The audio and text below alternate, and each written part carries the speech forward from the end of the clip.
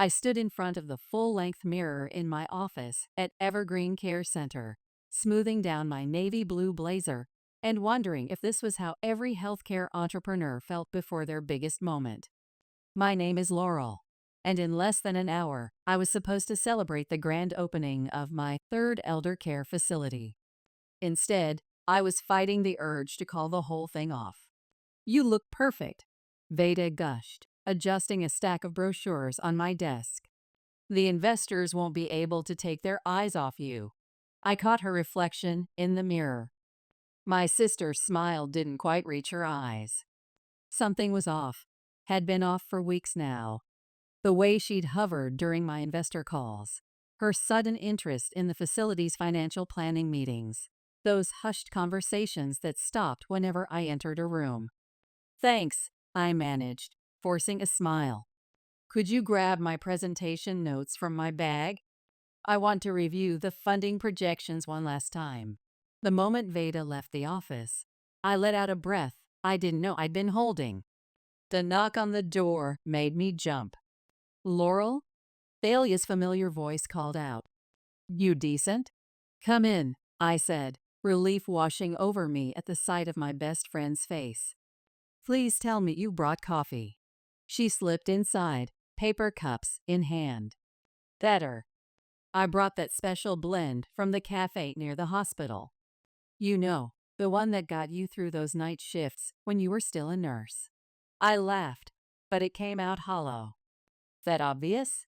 You look like you're about to face a board review, not celebrate your success." Talia handed me a cup. "Spill." "What's wrong?" Before I could answer, voices drifted up from the garden patio below, where we'd set up for the opening ceremony.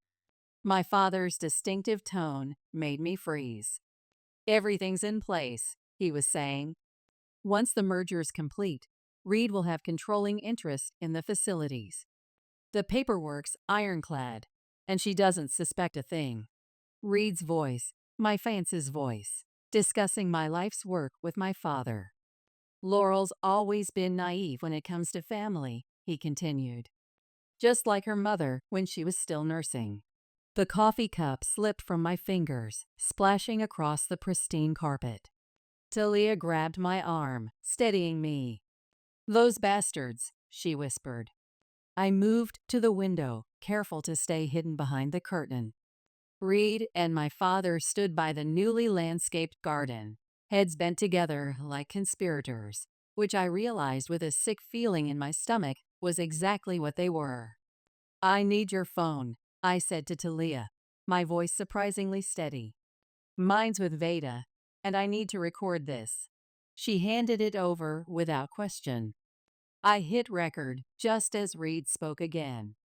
"The non-compete clause won't be a problem." My father laughed. "Already taken care of." The lawyer, an old friend, made sure there were enough loopholes to drive a truck through. "Within 6 months, we'll have control of all 3 facilities." "And Veda?" "She's still on board. My youngest knows what's good for her. Besides, her cut's already been negotiated." I stopped recording, my hands shaking. "My own sister," I whispered. "My own family." Talia pulled me into a fierce hug. "What are you going to do?" The door opened, and Veda breezed in. "Got your notes. The local press is already here, and the residents' families are starting to arrive." She paused, taking in the scene. "Everything okay?" I looked at my sister, really looked at her. The designer outfit she'd insisted was essential for networking, the new MacBook she shouldn't have been able to afford on her influencer income. All the pieces falling into place. "Everything's fine," I said, straightening my blazer. "Just opening day jitters." Veda relaxed visibly. "Don't worry, sis. This is going to be a day no one will ever forget." For the first time since overhearing the conversation, I felt my lips curve into a genuine smile. "You're absolutely right about that." After Veda left to check on the catering, Talia grabbed my shoulders. "Please tell me you have a plan." I reached for my laptop, pulling up a folder. Remember last month when I said I was paranoid for installing security cameras in all the facilities? Turns out paranoia pays off. I opened a series of files. I need you to get these to the AV team. Tell them it's part of the opening presentation. What's on them? Every conversation my father and Reed have had in my offices for the past 3 weeks. Every plot, every scheme, every plan to turn my elder care centers into profit-driven corporate facilities. I straightened my jacket, a calm settling over me. They want to showcase my business. I'll give them a presentation they'll never forget. Laurel, Talia said softly, are you sure about this? I met my reflection's gaze in the mirror. The woman staring back wasn't a victim. She was a healthcare professional who'd spent 10 years building something meaningful. They thought they could steal my patient's future, I said. Instead, they're about to lose everything. You need to see this, Talia whispered, pulling me into my private office at the facility. 2 hours until the opening ceremony, and my heart was racing with equal parts rage and determination. She pulled up a video on her laptop, security footage from my father's corporate office that I hadn't seen yet. The timestamp showed yesterday afternoon. I had to access the cloud backup, she explained. Your dad really should use better passwords than your mother's nursing graduation date. On screen, Veda paced back and forth while my father sat at his desk reviewing what looked like facility valuations. What if she finds out? Veda's voice crackled through the speakers. Laurel's not stupid. She built this whole network from scratch. Your sister sees what she wants to see, my father replied. Just like she sees community service when she looks at elder care. Speaking of which, your advance payment. He pushed an envelope across the desk. Veda snatched it up. This isn't what we agreed on. The rest comes after the merger. Can't have you getting cold feet now, can we? Think about your social media empire. With this money, you can finally compete with those lifestyle influencers you're always talking about. I clicked the laptop shut, unable to watch anymore. My own sister sold out our patients for her Instagram dreams. There's more, Talia said quietly. Your mom. A knock at the door made us both jump. Veda stuck her head in. There you are. The resident council wants to talk to you. Something about the opening speech. I forced a smile. Be right there. As soon as Veda left, I turned to Talia. I need you to do something else for me. Call Marcus from the State Health Department. Why? Because I'm about to expose my entire family's attempt to corporatize elder care, and I need the right officials in my corner. 20 minutes later, I was in my office while my mother adjusted the family photos on my desk. Her hands trembled slightly as she arranged them. She'd been a nurse for 30 years before retiring. She should have understood what was at stake here. Mom, I said softly, is there something you want to tell me? She froze for a moment, then continued adjusting the frames. What do you mean, sweetheart? About Reed? About the merger? About any of it? Her hands dropped to her sides. Laurel, please. How long have you known? She sank into a nearby chair, suddenly looking every bit her age. Your father. He said it was for the best. That corporate management would provide better resources, keep the facilities profitable. And that made it okay to conspire against your own daughter? Against our patients? I tried to keep my voice steady, but the anger was bubbling up. These people trust us, Mom. Just like your patients trusted you. I tried to stop it at first, she whispered. But your father, you know how he gets. He said it was just business. I did know. I'd watched him turn everything into just business my entire life. But this time was different. My phone buzzed, a text from Marcus at the health department. Everything ready? Are you sure about this? I typed back quickly. Absolutely. Laurel, my mother pleaded. Whatever you're thinking of doing, please. Save it. I cut her off. You had your chance to warn me, to protect our patients. You chose not to. A knock at the door announced Thalia's return. The families are arriving, she said, and I've got something you need to see. She handed me her tablet. On it was a financial statement, Reed's Development Company. Regular payments from my father over the past year, totaling close to $500,000. He's been getting paid to court you, Talia explained. Your father orchestrated the whole relationship to get access to your facilities. I laughed, but there was no humor in it. Of course he did. Because actually caring for the elderly wasn't part of his master plan, was it? Another knock. And this time it was Veda. The photographer wants some pre-ceremony shots with the resident council members and the family. Perfect timing, I said, standing. Let's go get everyone together. One last happy healthcare family portrait. As we walked to the garden patio, Veda grabbed my arm. You seem different. Is everything okay? I stopped and turned to face her. Tell me something, sis. How much was my life's work worth to you? How much did our father have to pay you to betray everything I built? The color drained from her face. I don't know what you're talking about. No? Should we ask Reed? Or maybe we should check that envelope in your designer bag. The one you got for helping turn our care facilities into profit machines? She grabbed my wrist, her nails digging in. Whatever you think you know. I know everything, I hissed, pulling free. The merger plans, the corporate restructuring, the plan to slash staff and cut corners. And in about an hour, so will everyone else. You'll destroy this family's reputation. No, Veda. You all did that yourselves. These aren't just buildings to flip. They're people's homes. Our residents trusted us. I smoothed my blazer and plastered on a smile. Now let's go take those photos. I want to remember exactly how everyone looked before it all fell apart. As we joined the rest of the family by the garden patio, where our longest-standing residents were already gathered, I caught Thalia's eye. She gave me a subtle nod. Everything was in place. My father raised his glass of sparkling cider. To my brilliant daughter, and to the perfect merger of our family's business interests. I raised my own glass, meeting his eyes. To trust, I said, and to keeping our promises to those who depend on us. The confusion that flashed across his face was just the beginning. The real presentation was about to start. After the photos, I slipped away to meet Marcus in the facility's library.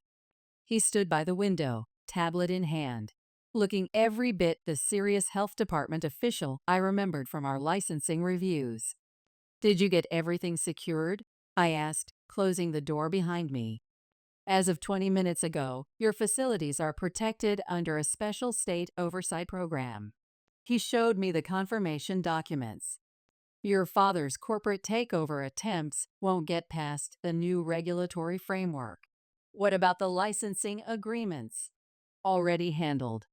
I filed the documentation showing attempted corporate interference with patient care standards. Even if Reed tries to challenge it, he doesn't stand a chance. A soft knock interrupted us. My mother entered, closing the door quickly behind her. I thought I'd find you here, she said, wringing her hands. Sweetheart, please, whatever you're planning. Sit down, Mom. I gestured to a nearby armchair. Let's talk about the offshore accounts Dad opened using the facility's billing information. She sank into the chair, face pale. How did you? The same way I know about the payments to Reed, the merger plans, and Veda's little side deal. I pulled up a chair across from her. The question is, what are you going to do about it? Your father, he said it was just restructuring, that the care quality wouldn't change. No, Mom. The quality was never going to stay the same. Did you see the staffing cuts they planned? Did you know Reed's already picked out which residents to transfer out to make room for more profitable patients? Her hands started shaking. I didn't want any part of this. But you went along with it anyway. I stood up. You have 30 minutes to make a choice. Either stand with me when I expose everything, or go down with them. Laurel. 30 minutes, Mom. Choose what kind of nurse you really were. As she hurried out, Marcus whistled low. That was intense. It's about to get worse. I checked my phone. A message from Talia confirming the presentation setup was ready. I need you to do one more thing for me. Name it. When everything goes down, get my mother out of here. No matter what she chooses, she doesn't deserve to watch her nursing legacy collapse in public. He nodded. Consider it done. I was heading back to the main hall when I heard voices from my father's temporary office. I pressed against the wall, listening. She knows something, Veda was saying. She's been acting weird all morning. Impossible, Reed replied. Everything's been perfect. The merger documents are ready. Then why did she ask about the envelope? About how much I was paid? Both of you shut up, my father snapped. The ceremony starts in 20 minutes. Get it together. But Dad, I said shut up. This merger is happening. Everything we've worked for depends on it. I pulled up my phone and started recording. And what exactly have we worked for, Dad? I stepped into the doorway, phone raised. Please explain how gutting my care facilities helps anyone but you. The color drained from their faces. Reed recovered first, moving toward me with his hands outstretched. Sweetheart, what are you doing here? The residents are waiting for. Save it. I backed away from his reach. I've had enough of your business strategy to last a lifetime. My father stood, his face darkening. Whatever you think you know. I know everything. I held up my phone. And now I have this conversation too. Should we add it to the presentation reel? Presentation reel? Veda's voice cracked. Oh, didn't Dad tell you? All those private conversations in his office about cutting staff and moving residents. Not so private after all. My father lunged for my phone, but I was already moving. You ungrateful little. Careful, Dad. Wouldn't want to show our true colors in front of the resident council, would you? Laurel, please. Reed tried again. We can talk about this. The merger will benefit everyone. Oh, we will talk about it. In front of everyone. I backed toward the door. I hope you're all camera ready. Your business strategy is about to go public. I slammed the door on their shocked faces and ran straight into Talia. There you are. She grabbed my arm. Everything's ready. But we have a problem. Your mom's in the main hall. My mother's voice came from behind us. And I'm done being silent about patient care. We turned to find her standing there, spine straight, eyes clear. Mom? She pulled a flash drive from her purse. Inspection reports, staffing analyses, everything my father had been hiding from the state regulators for the past year. She handed it to me. I should have done this months ago. This isn't what I spent 30 years in nursing for. I hugged her tight, breathing in her familiar antiseptic and lavender scent. Thank you. Don't thank me yet. She pulled back, straightening my blazer. Now let's go show them what real healthcare professionals stand for. As we walked toward the ceremony, I could hear the residents and their families being seated, the soft murmur of conversations starting to play. In 15 minutes, I was supposed to announce our expansion plans. Instead, I was about to expose how corporate greed nearly destroyed everything we'd built. And I couldn't wait to protect what really mattered. Our residents' trust. Opening ceremony. The string quartet, hired by Reed to impress potential investors, played softly as guests filtered into their seats. I watched from a hidden alcove as Reed worked the crowd, flashing that practiced smile I'd once found so sincere. Now I could see the calculation behind it. Everything's set, Talia whispered, joining me. The presentation will start playing the moment you give the signal. And the health department? Marcus has the whole team on standby. The moment we show the evidence of patient care violations, they'll move in. A movement caught my eye. My father gesturing frantically at Veda near the entrance. She nodded and hurried toward my office, where I was supposed to be preparing my speech. "Showtime," I muttered, slipping back through the side door, just as Veda burst in. "There you are." She was breathless, panicked. "Dad wants to talk to you before the ceremony." "I bet he does." I adjusted my name badge in the mirror. "Tell him I'll see him at the podium, where everyone can hear what I have to say." "Laurel, please." She grabbed my arm. You don't understand what you're about to do." I yanked free. "No, you don't understand what you did." "How much was it worth, Veda? How much did Dad pay you to help destroy everything I built for our residents?" "It wasn't like that. I needed the startup capital." "For what?" "Your lifestyle brand, your social media empire. Was selling out our elderly residents worth it?" Tears welled in her eyes. "You've always had everything. The career, Dad's approval, the perfect life.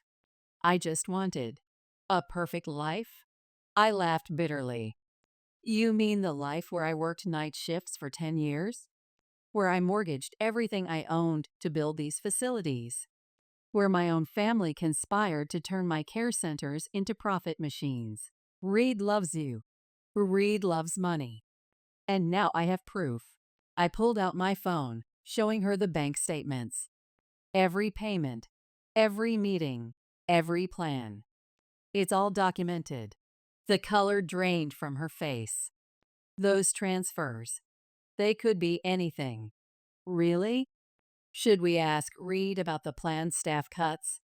Or maybe about the luxury retirement community he's planning to build here after forcing our residents out?" Her head snapped up. "What luxury community?" "Oh, you didn't know about that part? Interesting how Dad kept some secrets, even from his accomplice." The welcome music began to play. Veda's hands started shaking. "Don't do this," she pleaded. "You'll destroy everything." "No. You all did that yourselves. I'm just making sure our residents stay protected." A knock at the door. Talia poked her head in. "It's time." I turned to my sister one last time. "You should get out there. You won't want to miss this." The walk to the ceremony felt surreal. Through the glass doors, I could see Reed at the podium, my father beaming proudly in the front row. 200 people waited to witness what they thought would be a celebration of elder care excellence. "Wait." My mother's voice came from behind me. She looked elegant in her navy dress, but her eyes were steel. "I'm walking up there with you." "Mom?" "No. If we're doing this, we're doing it right." She took my arm. "Besides, I want to see your father's face up close when he realizes what real healthcare is about." The doors opened. The guest stood. The music swelled as we walked down the aisle. I caught snippets of whispered conversations. She looked so professional. Such a wonderful facility. The Garrett family must be so proud. If they only knew. Reed's smile faltered slightly as he saw my mother walking me to the podium instead of my father. "Good. Let him sweat." We reached the stage. Reed extended his hand to help me up the steps. "You look stunning, baby," he whispered. "Save your lines for your luxury retirement community investors," I whispered back. His hand tightened painfully on mine. "What did you say?" Before he could recover, the facility's chaplain began the opening prayer. "We are gathered here today to celebrate this wonderful addition to our community." I looked out at the sea of faces. My father, suddenly uncertain of Veda, pale and trembling, the dozens of residents and their families here to witness what they thought would be a celebration of expanded elder care. If anyone has anything they'd like to share about Evergreen Care Center's mission, the chaplain continued, now would be the time. I raised my hand. "Actually, I have something to say." A murmur rippled through the crowd. Reed's grip on my hand became crushing. "Darling," he said through clenched teeth, "what are you doing?" I smiled, professional as ever. "I'm giving everyone exactly what they came for. A presentation about the real future of elder care." I turned to face the audience, pulling my hand free from Reed's grasp. "Before we continue with our expansion announcements, there's something I'd like everyone to see." The massive screens on either side of the stage flickered to life. My father half rose from his seat, face contorting with rage. "Laurel," he growled. "Sit down." "No, Dad. I think everyone should see this." I nodded to Talia at the back of the room. "Roll it." The first clip played. My father and Reed in the office, discussing staffing cuts and profit margins. The audio was crystal clear. Once the merger's complete, my father's voice boomed through the speakers. "We'll start moving the less profitable residents out. She'll never know what hit them." Gasps rippled through the crowd. Reed lunged for the microphone in my hand, but I stepped back. "Careful, darling. Wouldn't want to look aggressive in front of all our residents, would you?" The next clip showed Veda counting startup capital.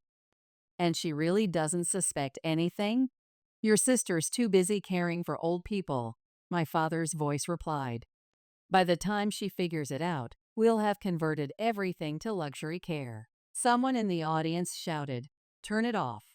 "Oh, we're just getting started," I announced, my voice steady. "Let's talk about the planned resident relocations. The ones that would force our current residents out of their homes to make room for wealthy clients."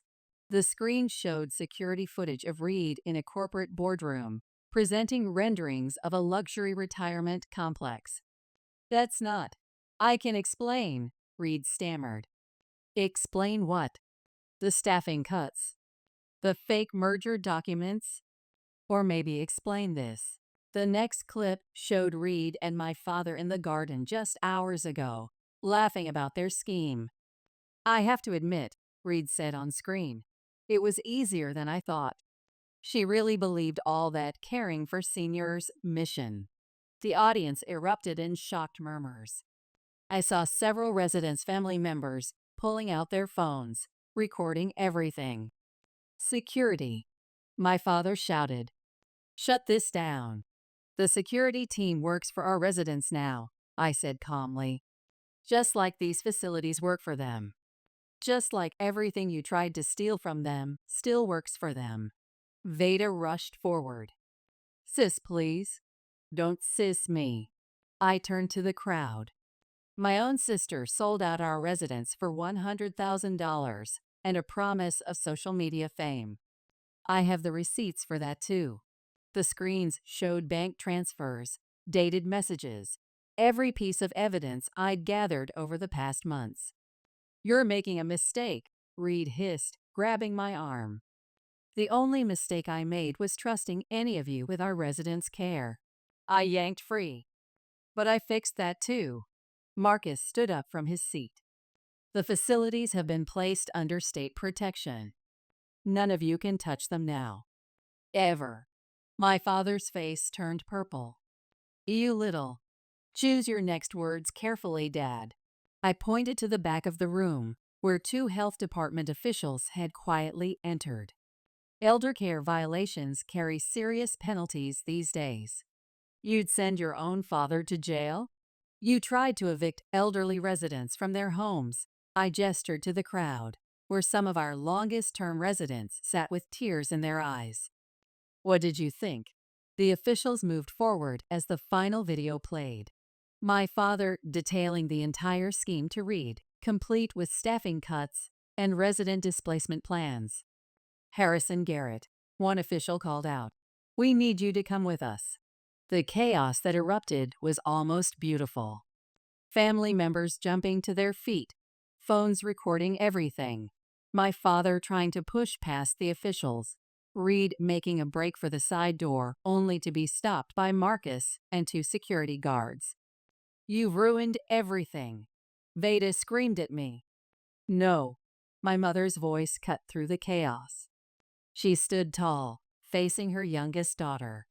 You did that yourselves. Every single one of you. I watched as the officials led my father away for questioning, as Reed was detained by security, as Veda collapsed into a chair, sobbing. Ladies and gentlemen, I addressed the stunned crowd. I apologize for the disruption, but not for the truth. The celebration will continue. Consider it a recommitment to what really matters, the care and dignity of our residents. Talia appeared at my side with a glass of water. That was incredible. It's not over yet. I took the glass. The State Board of Health will want statements from everyone. And the local media is already outside. Are you ready for that? I looked around the room at the wreckage of what was supposed to be my expansion celebration, at the faces showing shock, sympathy, and most importantly, relief from our residents. You know what? I am. I raised my glass. To real elder care. And to keeping our promises. The remaining guests, the residents, their families, our dedicated staff, raised their glasses with me. As I sipped my water, I caught my mother's eye. She nodded, proud and sad, and relieved, all at once. Sometimes I realized you have to expose everything to protect what really matters. The next few hours passed in a blur of official statements and camera flashes. I sat in what was supposed to be my celebration suite, now transformed into an impromptu interview room, as Inspector Morris reviewed my evidence.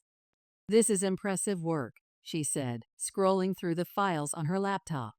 Most facility owners don't document things this thoroughly. I'm not most owners. I'd changed out of my presentation outfit into my regular work clothes. And I'm not done yet. Marcus entered with a stack of papers. The State Board is here. They're particularly interested in the resident displacement plans, Miss Garrett. Inspector Morris leaned forward. Your father's asking to speak with you. No. I stood up, straightening my badge. He can talk to our residents' lawyers. Another knock. This time it was Talia. You need to see this. She held up her phone, showing a breaking news headline. Elder care scandal. Prominent businessman arrested for patient care violations. It's everywhere, she said. Social media is exploding. People are calling you a healthcare hero. I don't feel like a hero. I took the phone, scanning the comments. I feel like someone who just lost their entire family. Not your entire family, my mother said from the doorway. She looked exhausted but determined. I just finished my statement to the Board of Health. Told them everything I know about your father's corporate schemes. Mom, you didn't have to. Yes, I did. It's time I remembered what being a nurse really means. She crossed the room and took my hand. I'm so proud of you. The moment was interrupted by shouting from the hallway. Veda's voice, getting closer. She's my sister. You can't keep me out. 2 security guards appeared, restraining her. Her makeup was streaked with tears, her designer outfit wrinkled. Let her in, I said quietly. Veda stumbled forward as the guards released her. They're taking Dad to the regulatory board. Reed's being charged with conspiracy. Everything's falling apart. Funny how consequences work, isn't it? You have to help them. We're family. Family? I laughed bitterly.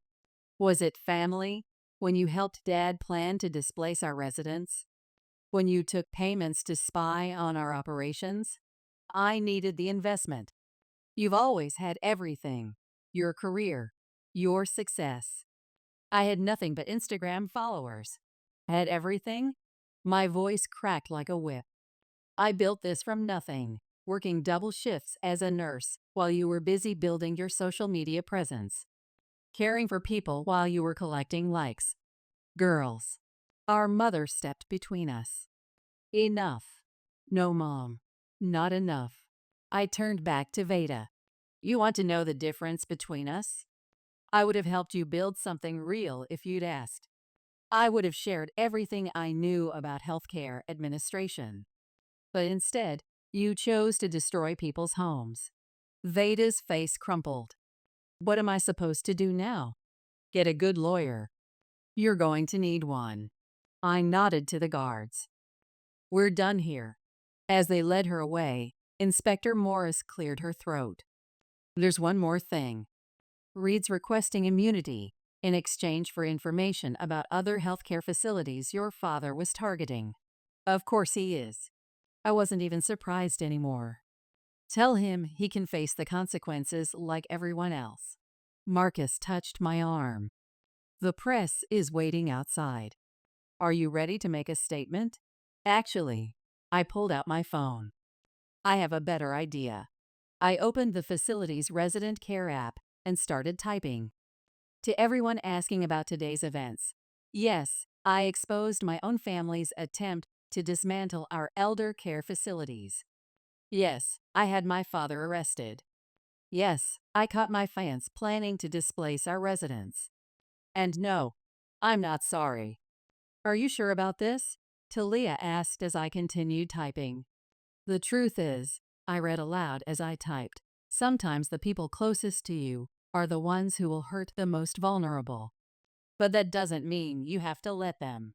I hit post and watched as the likes and supportive comments immediately started rolling in. What now? My mother asked softly. Now, I looked around the room at the people who had stood by me. Talia, Marcus, my mother.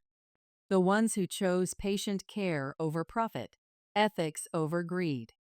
Now we rebuild. But first, I believe we have residents waiting to hear about their future. You're not seriously going to. Oh, I am. I smiled, feeling lighter than I had in months. They wanted a presentation about the future. Let's give them one.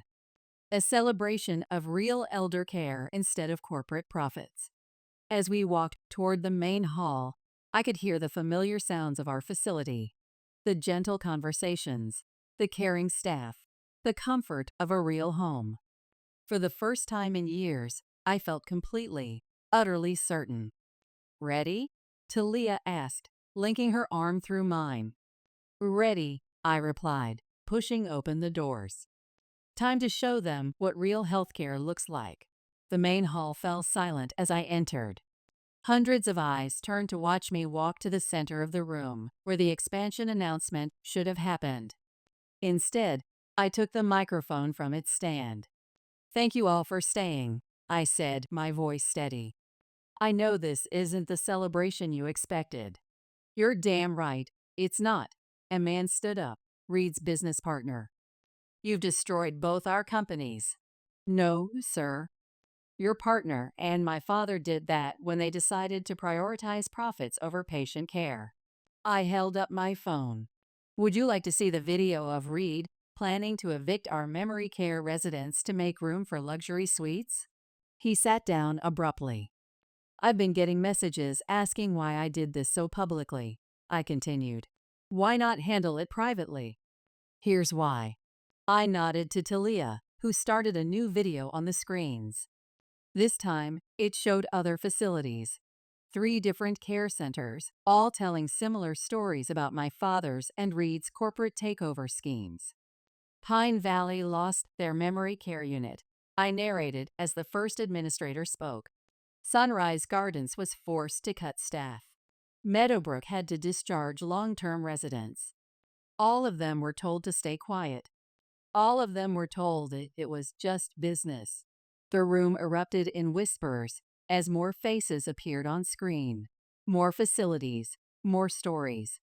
My father and Reed didn't just target us, I said over the growing murmurs. They've been doing this across the state. But they picked the wrong facility this time. Marcus stepped forward with a stack of papers. These are protection orders being filed on behalf of all the affected facilities. The state board is already freezing assets and investigating violations. You can't do this, Reed's lawyer shrieked, standing up. We have rights. Yes, you do. You have the right to remain silent. Inspector Morris called out as she entered with more officials. "Which I suggest you exercise while we discuss your role in these schemes." As they led Reed's legal team away, my mother took the microphone. "I enabled this," she announced, her voice shaking slightly. "By staying silent, by looking the other way, I helped them hurt vulnerable people. That ends today." She turned to me. "My daughter taught me that real nursing isn't about staying quiet. It's about speaking up for those who can't." Applause broke out, scattered at first, then building. I saw phones recording everything, social media notifications flooding my screen. "The facilities," someone called out. "What happens to Evergreen Care?" "I'm glad you asked." I smiled. "As of this morning, we're establishing a resident-focused oversight board. Our first order of business: strengthening patient protections." More applause, more cameras flashing. "But that's not all," I continued. Talia, my best friend, stepped forward, tablet in hand. "We've uncovered evidence of systematic patient care violations across multiple facilities. Names, dates, incidents, everything." Which means I took back the microphone. "This isn't just about our facility anymore. This is about protecting every resident in every care center." The doors burst open again. Veda stood there, still in her designer outfit, mascara streaked across her face. "Is this what you wanted?" she screamed. "To destroy everything?" "No, Veda. This is what you wanted." I kept my voice calm. "You wanted fame, influence. Well, congratulations. You're about to be famous. Just not the way you planned." And the screen showed her bank statements, the payments, the recorded conversations about betraying our residents' trust. "Take her statement." I nodded to Inspector Morris. "She might want to consider cooperating. It could help at sentencing." As they led my sister away, I turned back to the crowd. The real celebration today isn't about business expansion. It's about standing up for those who trust us with their care, about fighting back against people who think profits matter more than people. I raised my water glass. To our residents, to our dedicated staff, and to new beginnings. The room erupted in cheers. People stood, raising their glasses, phones still recording every moment. Marcus appeared at my side. "The state board wants to talk to you about the other facilities. And the media is going crazy. Your story is trending nationwide." "Good." I handed him my glass. "Let them see what happens when healthcare professionals fight back." "Laurel," Talia called out, showing me her phone. "Your post just hit 1 million shares. People are calling you the caregiver who fought back." I laughed. I didn't fight back. I stood my ground for our residents. My mother hugged me tight. "You did more than that. You showed everyone else how to stand their ground, too." As the gathering continued around us, no longer a corporate celebration, but a recommitment to real patient care, I felt a weight lift from my shoulders. The truth was finally out, and with it came not just freedom, but purpose. Real purpose. The kind they couldn't corporatize. The kind that comes from standing up and saying, "These people matter more than profits." The sun was setting when I finally left the facility, casting long shadows across the garden where our residents often gathered. My mother squeezed my hand as we faced the wall of cameras. "Miss Garrett, how does it feel to take down your own family's healthcare scheme?" "Not my scheme anymore," I said into the microphones. "As of today, Evergreen Care Center is being restructured as a resident-first organization. Every facility they targeted will be protected." "What about your sister's claims that you're destroying your family legacy?" "Legacy?" I met the reporter's eyes. "My father's legacy was built on exploiting vulnerable seniors. I'm building something better, real care and dignity." "And the expansion plans?" someone called out. "All being revised," Talia answered from beside me. with a focus on resident care quality and staff support, not corporate profits. My phone buzzed. A message from Inspector Morris. Reed's talking. Everything. Your father's network is crumbling, Miss Garrett. What's next for you? Before I could answer, a commotion erupted at the bottom of the steps. Veda pushed through the crowd, no longer in her designer outfit, but in plain clothes, her face stripped of makeup. I want to make a statement, she said, her voice raw. The cameras swung toward her. My mother tensed beside me, but I held up a hand.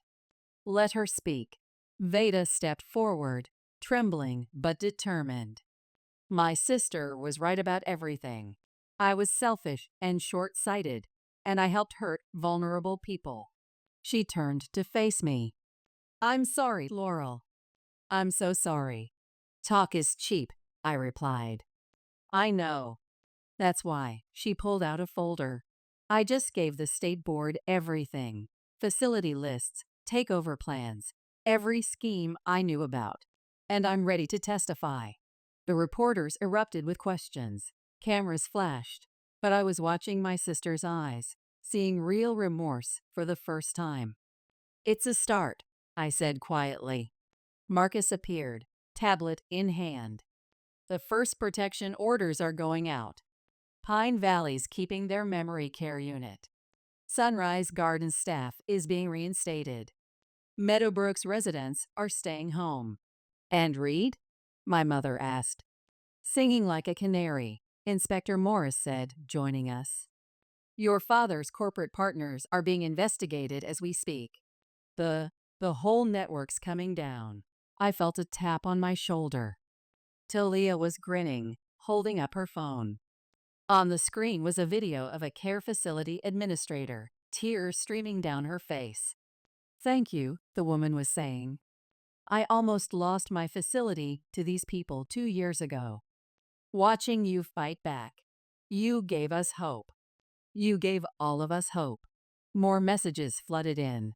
Facilities sharing their stories. Administrators standing up to corporate takeovers. Nurses refusing to be silenced. This is bigger than us now, I told the reporters. This is about everyone who's ever been told to stay quiet, to handle things privately, to protect corporate interests over patient care. What's your message to those people? A reporter called out. Stand up. Speak out. Document everything. I smiled. And never let anyone put profits over people. Veda stepped closer. I want to help. Really help. Not just with testimony. These facilities. Maybe I can work with them, show them they're not alone. You'll have to earn their trust, I said. And mine. I know. I'm ready to try. My mother wrapped an arm around each of us. We all are. As the sun disappeared behind the care facility, casting the gardens in shades of purple and gold, I looked at the people around me. My mother, finding her strength, my sister, choosing redemption, my staff, standing firm through everything. One last question, a reporter shouted. Do you regret exposing everything so publicly? I thought about the residents still in their homes, the staff keeping their jobs, the facilities staying true to their mission. No, I said firmly. Some things need to be dragged into the light. Some truths need to be shouted from the rooftops. I turned to face the cameras one last time. They thought they could silence us with corporate pressure. Instead, I'm starting a revolution of healthcare advocates. And we're just getting started. The headlines would call it the facility that fought back. The social media posts would call it #Keringover Corporate. The legal documents would call it the largest elder care protection case in the state's history. But standing there, watching the truth spread like wildfire through every news channel and social media platform, I called it something else. I called it purpose.